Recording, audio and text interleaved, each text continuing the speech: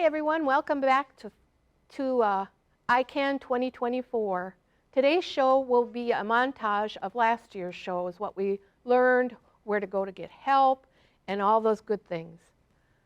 Upcoming, we'll be dealing a lot with fentanyl abuse because the fentanyl numbers have just increased exponentially. So please check in often and come back and visit the shows and come see us. Thank you.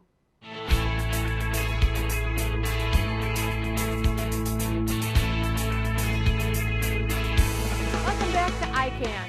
Today's show is about National Take Back Day. What's National Take Back Day? Well, you see all these drugs in front of me? I'm sure lots of you have them in your cabinet that are old, that you don't take anymore, that somebody left behind. Trouble is, when they're in your cabinet or in your drawer, it's chances that your teenager or a child can get a hold of them and overdose. So the DEA, quite a few years ago, decided to start a program called National Take Back Day. This year it's April 22nd, and most places have a take back place at their police stations. But there are other agencies such as the Elks or the Eagles or a clinic where you can take these. And last year, Wisconsin was one of the states that had over 100,000 pounds of medication brought in. That's a lot. And in 2010, according to the Centers for Disease Control, enough pharmaceuticals were prescribed to medicate every American adult around the clock for 1 month. Can you imagine that? And some of these prescriptions and over-the-counter decay in the home and are highly susceptible to misuse and abuse. Often, more Americans currently abuse prescription drugs than the number of those using cocaine, hallucinogens, and heroin, and inhalants combined. According to the 2010 National Survey on Drug Use and Health, studies show that the majority of teenagers who abuse prescription drugs obtain them from family or friends or steal them from their grandparents' bathroom, including from the home medicine cabinet. And improper disposal of these medications can cause problems. If you dump them in the water, it gets in your water system. That's why we've seen fish with 2 heads and 4 feet. And if you put it into the landfill, it gets into the ground, and it affects our plants and what we eat. So the safest way to take these drugs and get rid of them is to take it to a take-back place. Take it to your police station. And if there isn't a place, look up the DEA and where to take it back.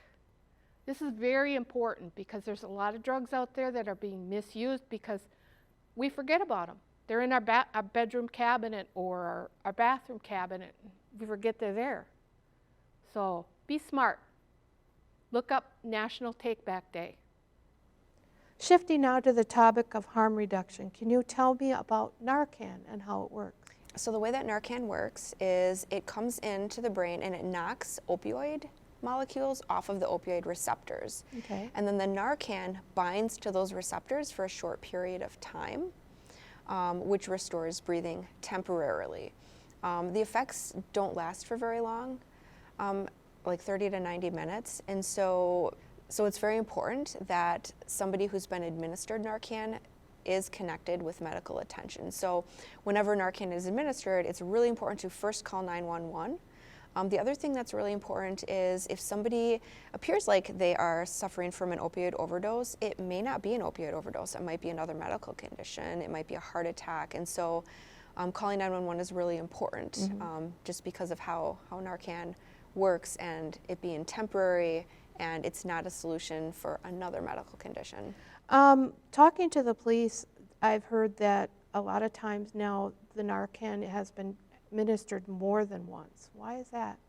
So you can never tell how much, like the strength of the opioids in the system. So now, as I'm sure you've heard, as everybody has heard in the state, so fentanyl is working its way into opioids and other substances too. And so depending on how strong the opioid is, depending on if there's fentanyl and how much fentanyl, more than one dose of Narcan might be needed to reverse that overdose. Okay. How does one recognize an opioid overdose? Yes, so there are several signs and symptoms of an opioid overdose. And you're going to want to look at 5 different areas. You're going to want to look at breathing, skin, body, noises, lips, and fingertips. And so first off, you're going to want to look for breathing that is slow, shallow, or has stopped. Okay. You're going to want to look for skin that is pale, gray, or clammy. The body is going to be limp, unresponsive, or unconscious. The person might be making loud noises, such as loud snoring or loud gurgling noises, and lips or fingertips might be blue or bluish. So these are the symptoms of an opioid overdose. You have naloxone boxes installed in over 2/3 of the Wisconsin counties. Can you tell me a little bit about the naloxone program? Yeah, absolutely. So I have a naloxone box here. This is what it is. It is a type of opioid rescue kit, and these are being installed in organizations and businesses across Wisconsin. I think we've got over 375 installed now. Wow. So yeah, it's very exciting. So we have on the outside of the box the signs and symptoms of recognizing an opioid overdose. These little tear-off instructions, they're perfect to fit in your pocket, and it tells you how to administer Narcan. So when this opens here, you see we have a CPR mask. So this is for if somebody is not breathing. This can be used as a barrier of extra protection. And then we've got the nasal Narcan here. So we have one kit, at least one kit in each box, depending on the area. So let's say it's a high overdose spike area. There's, fentanyl has been found to be in that area. Organizations might put more kits in here as well because more doses might be needed. So yes, this is a really important resource to have access to in the community for people to just have access to, for both emergency purposes, and also encourage people to just take the Narcan out of the box to have. To be safe. And we've gotten a lot of requests also outside of these boxes by family members. Like I have somebody saying, like, I have a loved one that uses opioids and I'm worried about them. Could you send us a kit of Narcan? Now, the statistics out there lately have been really high for drug overdoses and drugs themselves. Have you seen that in our communities rising? Yeah, so I actually get alerts. It's through Dane County. Jefferson County doesn't monitor, I believe, doesn't monitor it like the Dane County does. But I was told, like, if the numbers are going up in Dane County, they're going up in surrounding counties. The other thing about safe communities is we really focus on harm reduction. So, we provide, clean needles, Narcan, fentanyl testing strips at no cost to the individual. And it's, like an anonymous thing, like your name's not written down anywhere saying you got this stuff. So yeah, we really like to focus on harm reduction, and that's one way we're able to do that is by providing. Now the naysayers, the ones that say the harm reduction is increasing that. Enabling. Enabling it. Yeah. How do you feel about that? I completely disagree. There was a time where I probably would have been on that side, but just knowing where my active addiction took me, like I knowingly used dirty needles, just because I didn't have clean ones available, and living that kind of life, you don't really have a lot of resources. Right. So I would rather somebody, use safely than use and die of an overdose, because everybody's life is valuable, so. Have you seen any issues in our area with a new drug that came out that Narcan cannot reverse? It's called Tang. So I've heard of that, and I believe there's another one I cannot think of the name of, that has come into Dane County. But I haven't really heard specifically Watertown, well, even Jefferson area, the peers I work with in treatment court, I haven't heard anything about That's good. people coming across it. But then again, a lot of the people I do work with right now have already been able to maintain a recovery program for themselves. So, yeah, I don't know. So what else does the Safe Communities do? So we have different programs. We have ED to Recovery, which is Emergency Department to Recovery. We have a 24 hotline number that people can call when, you know, they're needing to reach out. They can give themselves a self-referral. It's called a community referral. Just to say, like, yes, I want peer support, I want to engage, or recovery coach. The emergency room, so I believe right now it's more so only Dane County hospitals doing this. I believe Fort Atkinson Hospital is also on our list, but I don't know that we get that many calls from them. But what I'm told is Dane County actually has it in their computer system. When somebody comes in on, you know, a drug or alcohol related anything, there's a little button in there that says contact peer support. And of course the individual has to agree and say they want peer support. Right. And then whoever's on the hotline that given day has an hour to get to the hospital and engage with that person face to face and hopefully make a difference. We also have Jail to Recovery, which we get a lot more referrals from the Dane County Jail than we do Jefferson County Jail. Well, I mean, I shouldn't say that. Dane County is a bigger county, bigger population. So that is anybody who, I haven't experienced it yet, but I did just get some referrals for Jefferson County Jail where I will go in and visit with the individuals and, you know, see how I can best support them and just be someone, you know, whether I go and plan to meet them once a week or once every other week. It's something they can look forward to. It's a relationship. They can build a positive relationship, you know.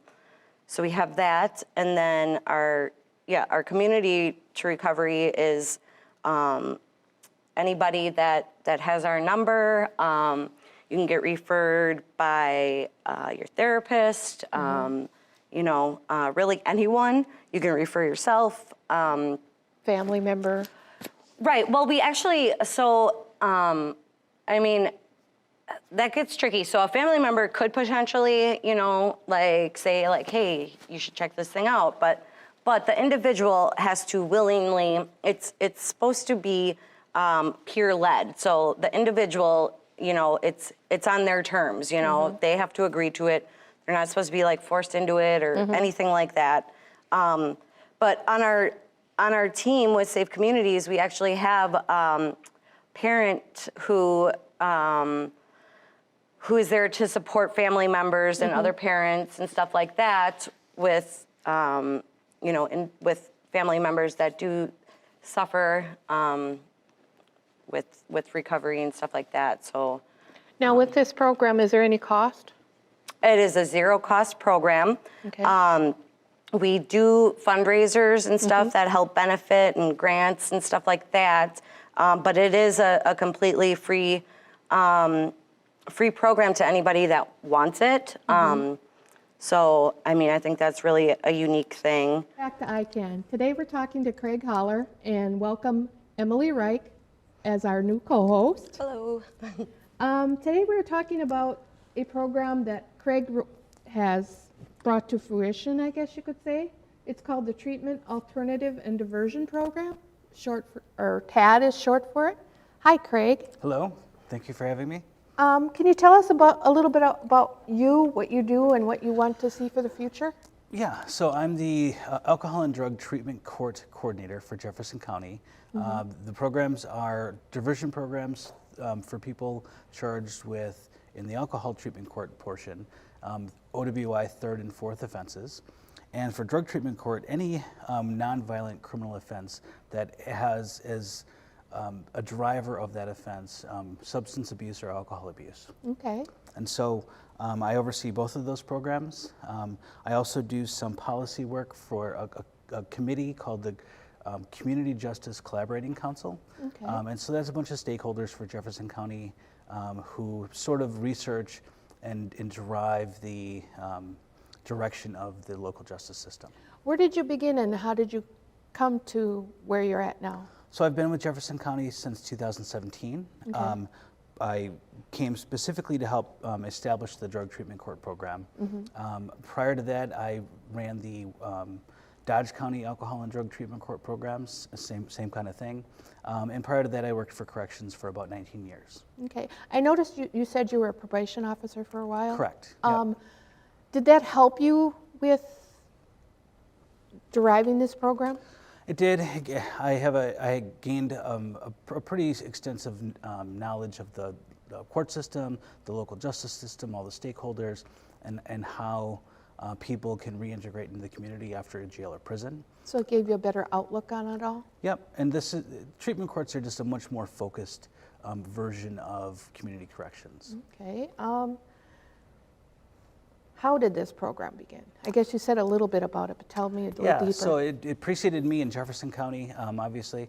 In 2014, or actually leading up to 2014, Judge William Hugh, County Administrator Ben Waymeyer, District Attorney Sue Happ, Sheriff Milbrath, and a bunch of other stakeholders identified that Jefferson County had a disproportionate number of repeat drunk drivers. And so treatment courts, which were just gaining momentum in the state, were one answer to that, way to focus resources and supervision on those repeat offenders.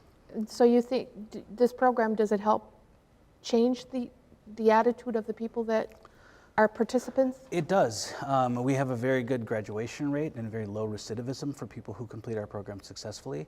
And so, and you can see it anecdotally with our graduates. People get through the program and they find that they've repaired relationships with their families, have much more stable employment, don't have the instability that comes with substance abuse and alcohol abuse, and they've really put their lives back together.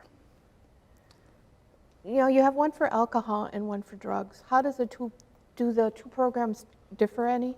They're very similar. The alcohol treatment court program, or the OWI court, that has attached to it some conditional jail time that's mandatory by statute. And so the structure, at least initially, is a little bit different, but the way people progress through the program is the same. Now I know Emily here. Yep. She went through that program, Yep. didn't you? I did, yeah. I guess you could say I'm living proof of the percentage. It definitely helped get me to where I am today. The structure really helped in the beginning, and you know, it just really helped me get that foundation that I needed to have, you know, extensive sobriety. So yeah, it definitely attributes to my recovery. Yeah, and I have to say that Emily is, since she graduated, has been certified as a peer support specialist. Yep, and is on the treatment court staffing team. Yeah, she brought up a little bit when we interviewed her last time Yeah. about it, and pretty that's why I cool. decided she'd be good co-host. Yeah.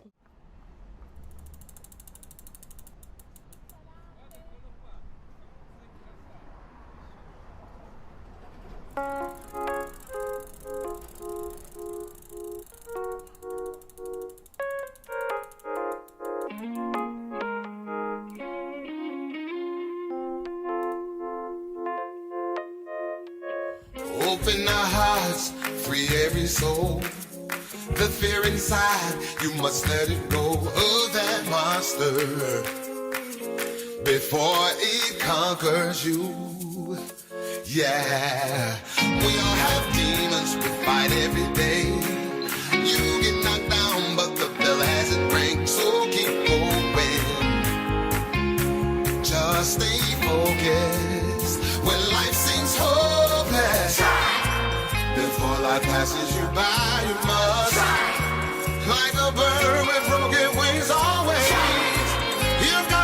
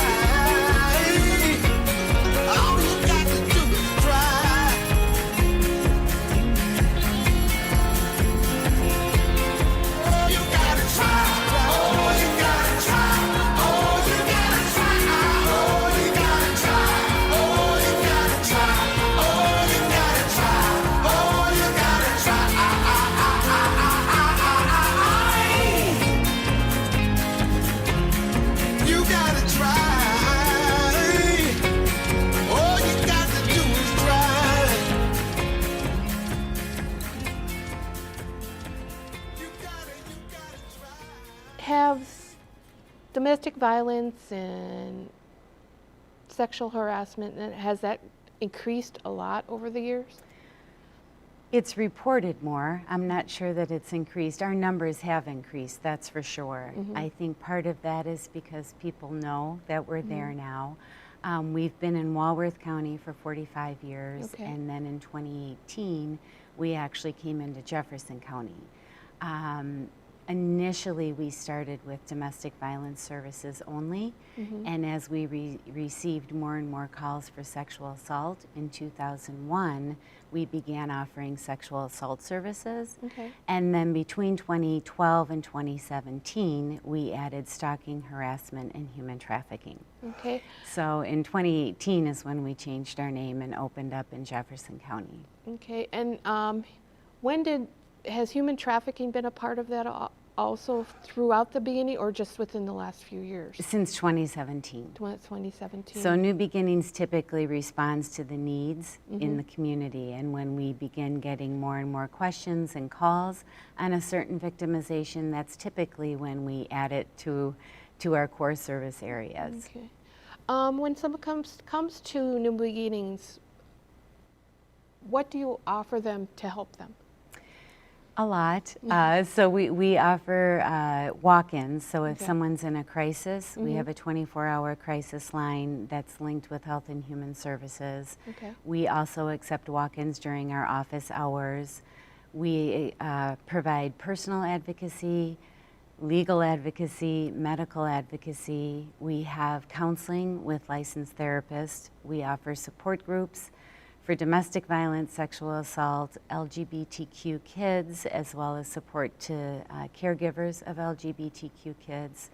We offer a Spanish-speaking group as well, a teen group, and a children's group.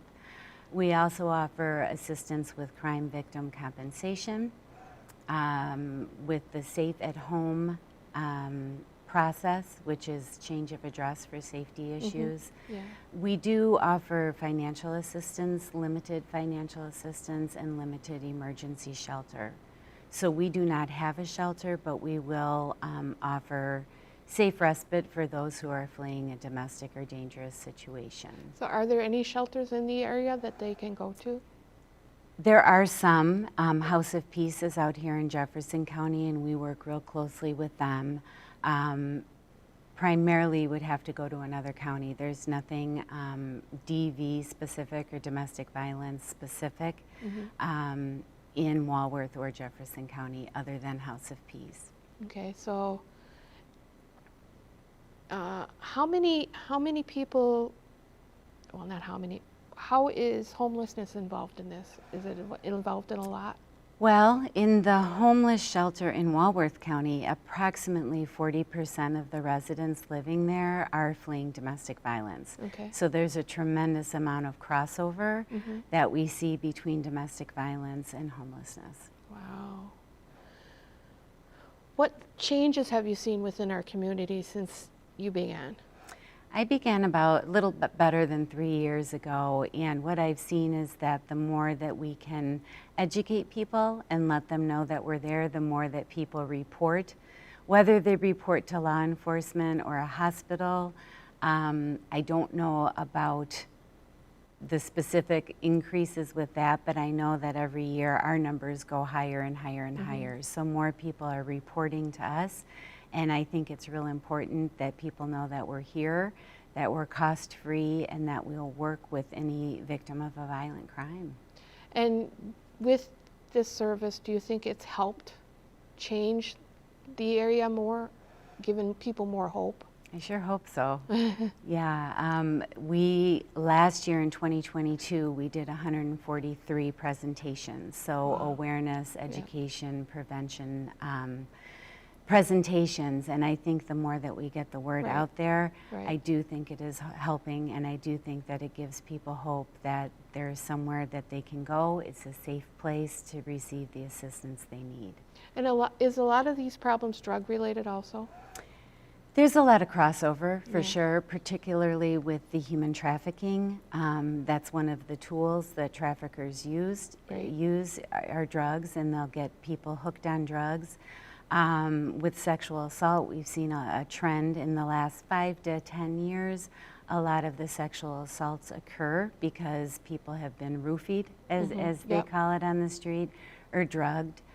So drugs play a huge part in violence. When under the influence of a substance, your thoughts aren't what they would be if you Right, were correct. sober, and some bad choices are made.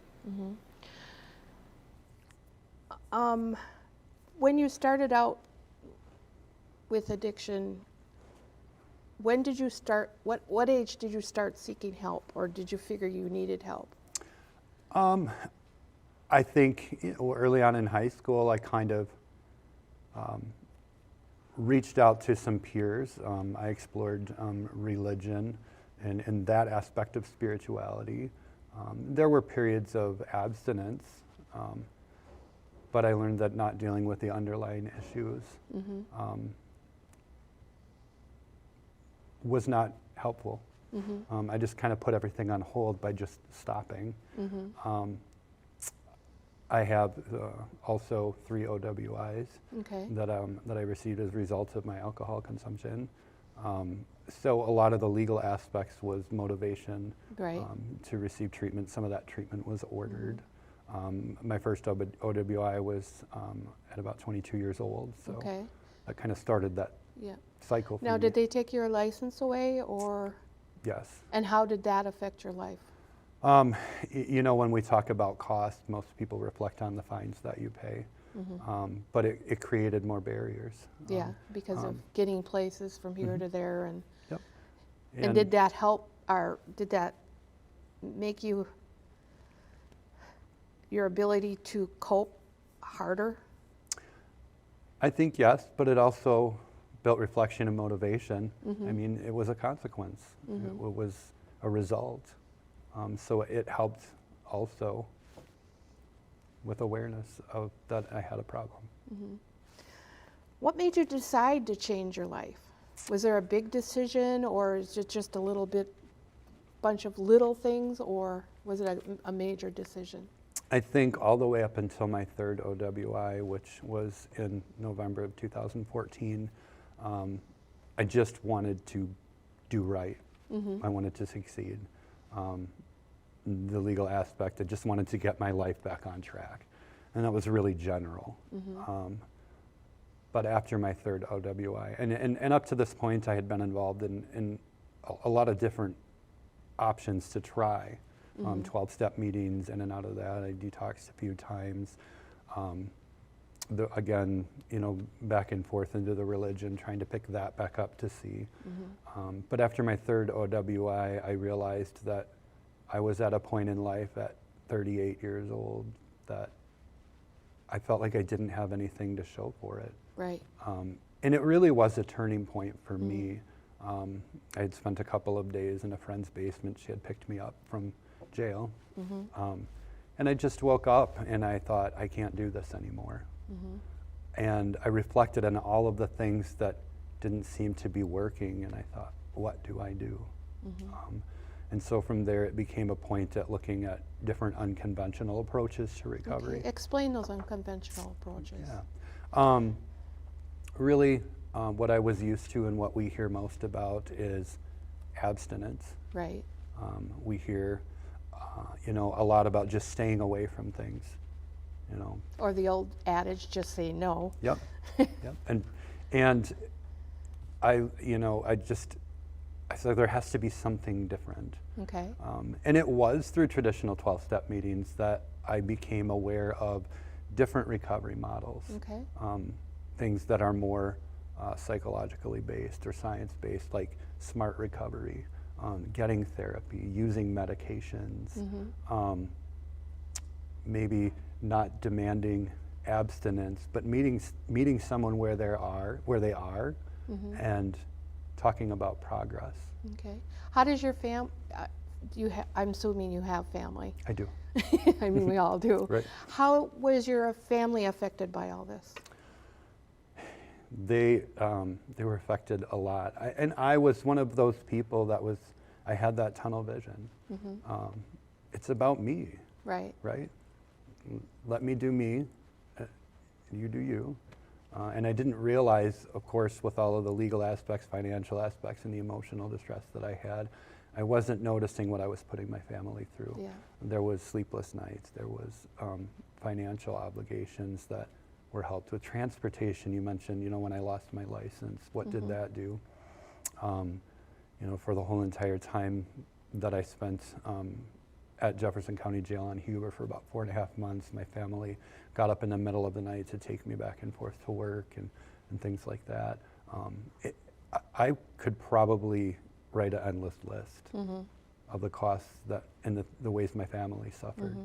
Yeah, I think that's the hardest part. I'm from a family of alcoholics, but I don't drink. So I can see how it affects the family, because I'm the child that was there. How can I put it? I was a child that didn't know how to explain to my friends why my father drank, why my mother drank. So I do know, it does affect the family and affects the community. It does. And let's see, you said you've been sober for how long? It will be 9 years this November. That's right, 9 years, okay. And you say it's been a really hard road, or? It has. It comes and it goes. Life is dynamic, life changes. And my recovery has to change with that. Right. There's been struggles and challenges that I've had to overcome. It gets better. Right. But right, that's what I want my audience to realize, that it is possible to recover. It is. I like to tell people, though, that we have this this idea that if we just stop, life will be amazing. And I hear that from people in different recovery circles often. I never knew life could be so amazing. And I think that's valid. My experience was, though, that the same life is out there whether I use or not. And I could isolate myself in recovery the same way I did in using. But what's been really beneficial for me to understand and to share with other people is that it's not necessarily the life that's getting so much better. It's us that get so much better at life. And to be prepared to learn and to grow and to face challenges and to grow those skills and tools. Okay. Your book really took me away. It scared me, because it's unbelievable. Can you tell me how you went about contacting the Chinese dealers? And were you afraid when you got there? The first thing I did was I just Googled buy fentanyl in China. And I was surprised by how many different links popped up to all these different companies who are just selling it blatantly over the internet. Then I made a fake profile and asked questions about the prices and how it was shipped and all that. And eventually I said, well, if I'm going to come to China, could I meet with you in person? And some people said yes. And so I got on a plane to China, and I ended up going to Shanghai, where I went undercover inside of a lab making fentanyl analogs, which were different variations of fentanyl that were actually legal in China at the time. And they also made other drugs like K2 and spice. And then I went to Wuhan. This was before coronavirus, but I went inside of a chemical company that was making more fentanyl precursors, the ingredients for fentanyl, than any other company in the world. And I saw this kind of vast sales floor with thousands or almost 1,000 salespeople in this company. These are young people who were hired for their English, and they were sitting at computers and laptops on social media, just selling fentanyl precursors all day long. And I learned they were selling to the Mexican cartels. I learned that the Chinese government actually gave incentives, tax incentives, research and development grants to these companies. And it kind of blew my mind, all that this was happening. Was I scared? Yeah, I was very nervous about it, and my wife didn't really want me to go. But, you know, these companies are not like the Mexican cartels. We often hear about the Mexican cartels decapitating people and, you know, having this bloody warfare. But even though the Chinese drug labs do business with these cartels, they actually try to operate as quietly as possible.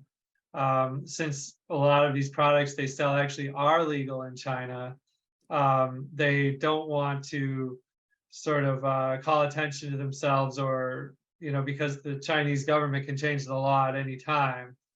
And, you know, they don't have guns. There are very few guns at all in China among the citizens. And so I was more afraid of the government, really, that I would be put in jail for misrepresenting myself in the visa process. So I didn't get a journalist visa because everyone told me I wouldn't be able to do what I wanted to do. Then I would get like a babysitter and wouldn't be able to go to these labs.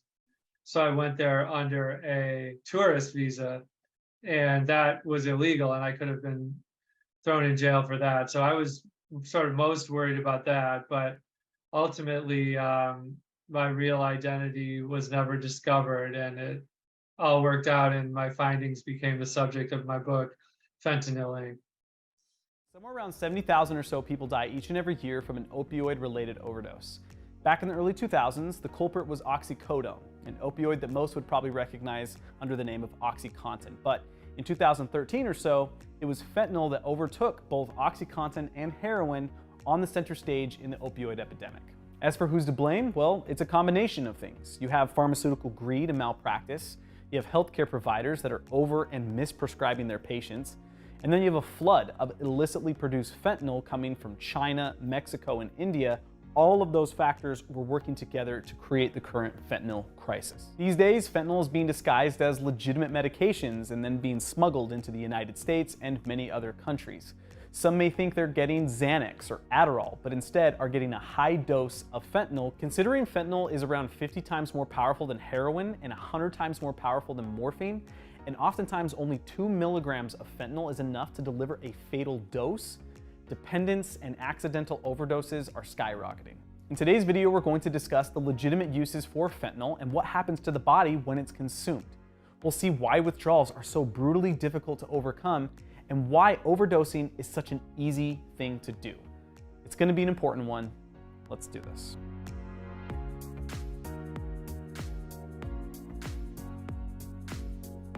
Before we start today's video, if you or someone you know is struggling with opioid dependency or opioid use disorder and you're looking for help, we've added some resources to the description of this video that we strongly encourage you to check out.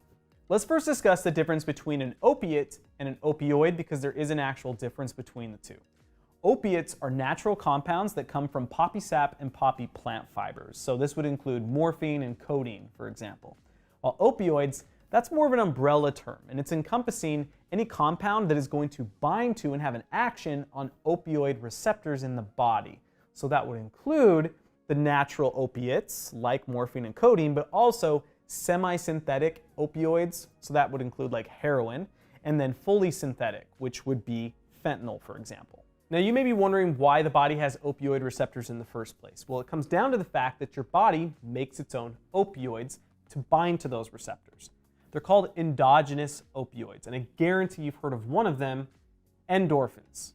Endorphin stands for endogenous morphine, but it's only one example of these opioids. You also have what are called enkephalins, dynorphins, endomorphins, nociceptin, or also called orphanin. Now, they'll bind to those receptors, and they have a whole wide variety of effects that we're going to discuss in a moment. Just understand that exogenous opioids, or coming from an external source, so this is going to be like heroin, morphine, or fentanyl, will bind to those receptors, right? So they're taking advantage of something that's already there, and then what they do is they cause an exaggerated response. Now, to best understand how opioids work and why your body even bothers making endogenous opioids, we first need to understand how pain works and is processed. Now, we've already done an entire video on this, so we'll go ahead and link that up above. If you want a more robust understanding, I strongly encourage you to check out that video. But in a nutshell, let's say I jam my pinky finger, right? So I hit it, and that's going to send, obviously, a painful signal up a sensory neuron. And that neuron's going to travel from my pinky through my arm and up towards my spinal cord. But when it gets into the spinal cord, this is where it's going to synapse or communicate with a secondary neuron. So this first neuron we call the presynaptic neuron. Then the one that it synapses with or communicates with in the spinal cord is the postsynaptic neuron. And what will happen is this postsynaptic neuron will now take the signal up the spinal cord. Let me go ahead and grab this brain here. And it's going to take it to the brain. So you're looking at the right hemisphere of the brain as seen from the sagittal or midline view. Now, grab my probe. So what's going to happen is the signal is going to travel up the brainstem and it's going to go to this area here called the thalamus. The thalamus is, you can think of it as like a hub, right? It's going to direct signals to where they need to go. So what will happen is the thalamus will send the signal into this region here, which is called the primary somatosensory cortex. And this is where you are going to be made aware of the fact that you have a problem. Now, some data does suggest that the thalamus has some awareness, but if it does, this is still going to be where the majority of your awareness is going to be. But it's also going to send a signal to a structure that's deeper down in here that we can't see called the amygdala. The amygdala is responsible for processing negative emotions, so this is what makes you not very happy about the fact that you just jammed your finger, right? So that's what we call the ascending pain pathway. But the brain, or the body I should say, also has a descending pain pathway. Because think about it. After you've jammed your finger, you don't need to have that same pain level as long as the stimulus is gone, right? The painful, that noxious stimulus is gone. So what will happen is your body wants to start numbing the pain with those endogenous opioids. So again, grab the brain here. The thalamus will send a signal and it'll go down into this area here. This is called the midbrain of the brainstem. And in the midbrain is what is called gray matter. Gray matter is just a location where cells are synapsing with each other.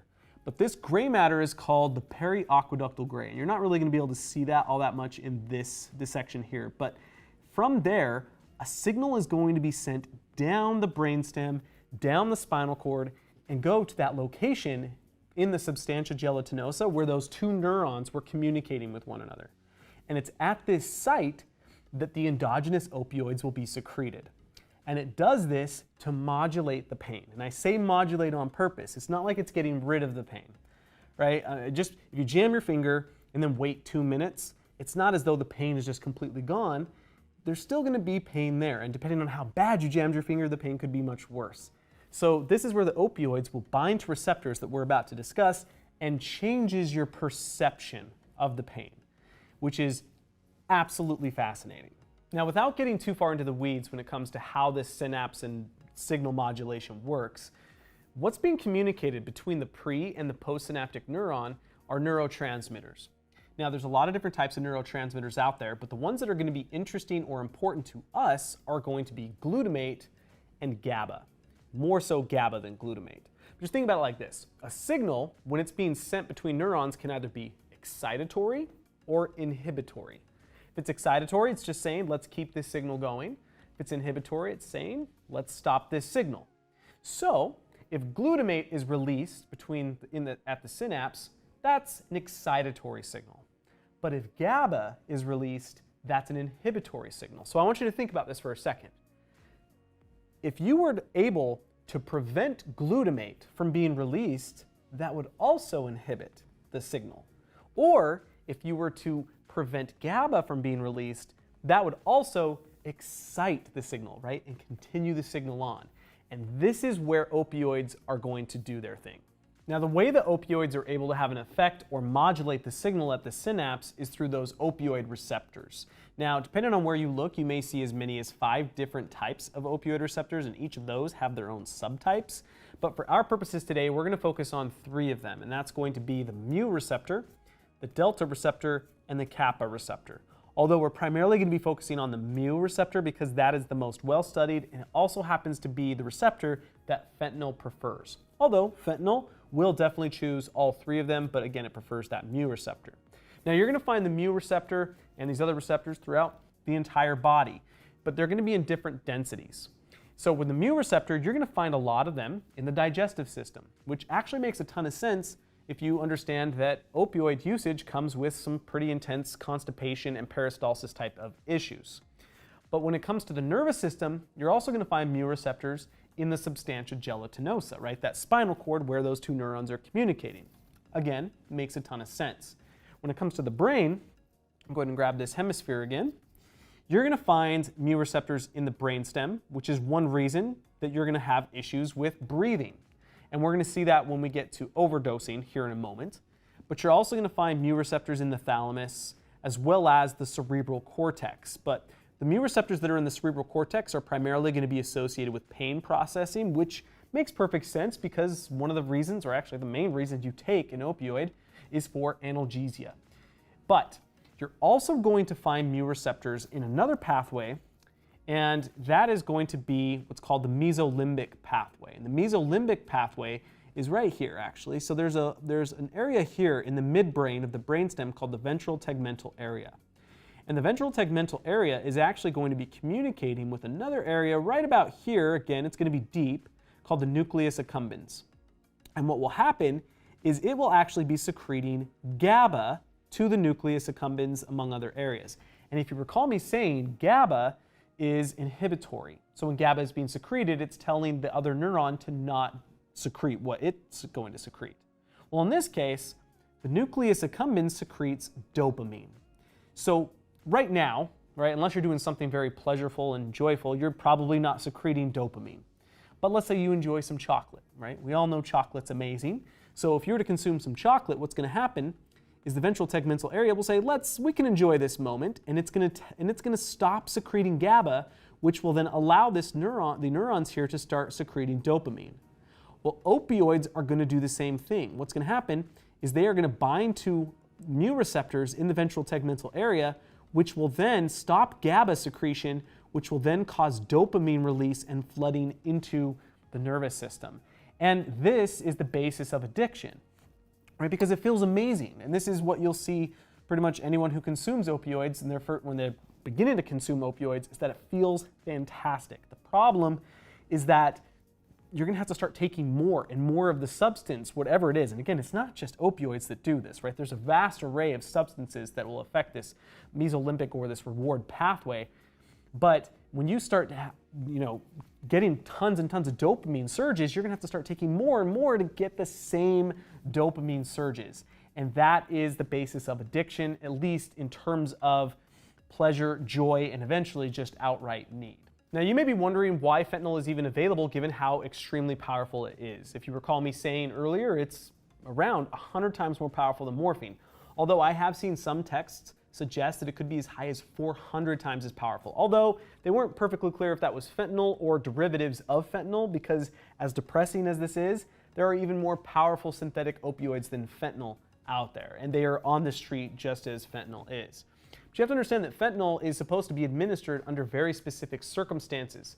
And so think extreme pain. Maybe someone has been taking morphine, a lot of morphine for their pain. Eventually, they become tolerant to it. They need something stronger.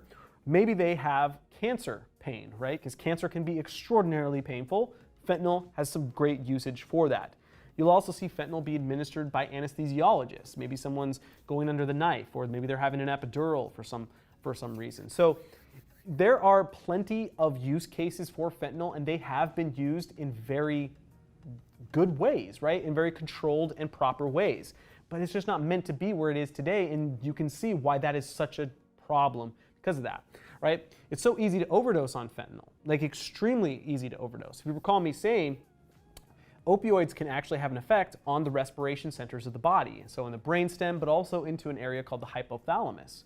So you have to understand that right now, as you're breathing, your body is, monitoring everything, right? You have respiratory rhythms going to your diaphragm, coming from the brainstem, saying breathe in, breathe out, breathe in, breathe out, right? Your brain is monitoring how much carbon dioxide is actually in your bloodstream. And so then when carbon dioxide starts to increase, it'll actually reflexively cause you to inhale oxygen or exhale the carbon dioxide and inhale oxygen.